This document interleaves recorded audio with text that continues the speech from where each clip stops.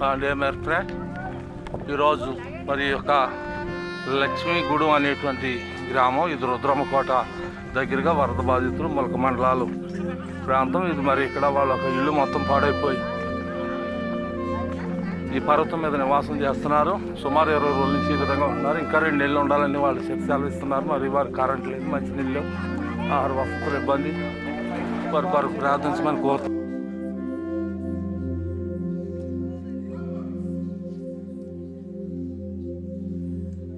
Bless the Lord, oh my soul, oh my soul, worship His holy name.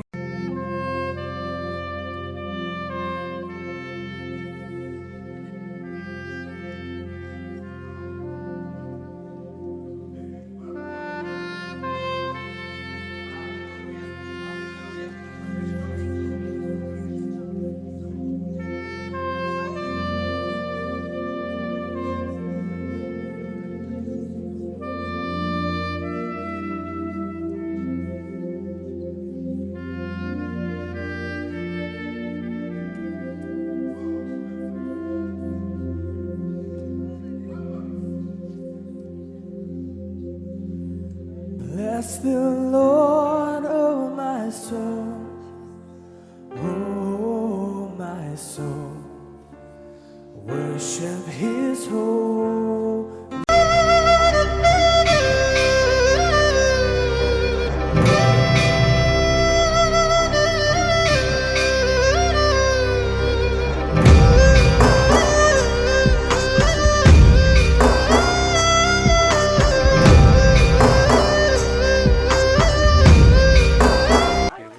ప్రభునందు ప్రియులారా, మన రక్షకుడును ప్రభు యేసుక్రీస్తు నామమున మీ అందరికీ వందనాలు తెలియజేస్తున్నాం. మరి ఈ పరిసర ప్రాంతాలు మీరు చూశారు.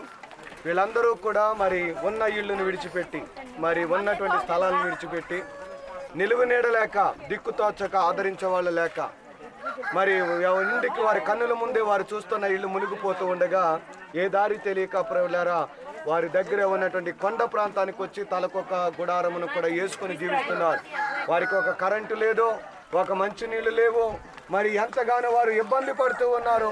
ఇదిగో అధికారులు వచ్చారిపోయారు అంటున్నారు, కానీ సహాయం చేసేవారు లేరని ఎంతగానో వేదన చెందుతూ ఉన్నారు. కనుక మరి ఇటువంటి బిడ్డల కొరకు మరి మేము తాడేపల్లిగూడెం ప్రాంతం నుండి ప్రాంతానికి రావడం జరిగింది.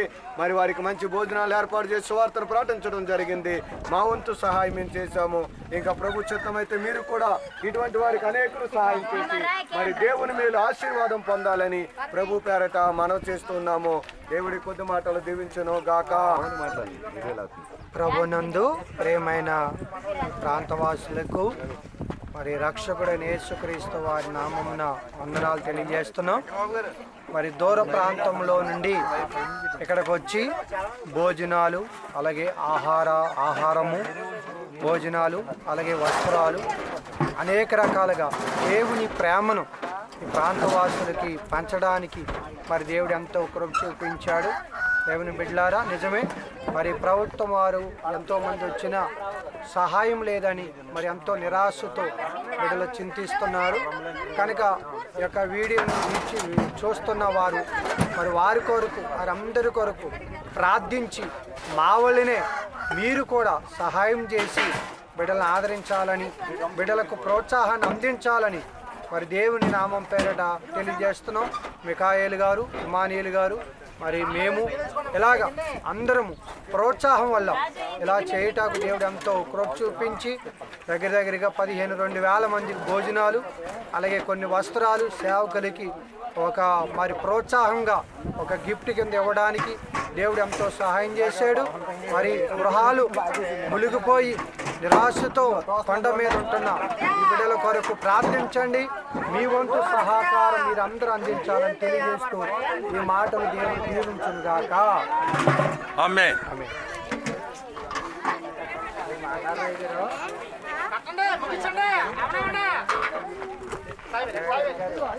అవునండి.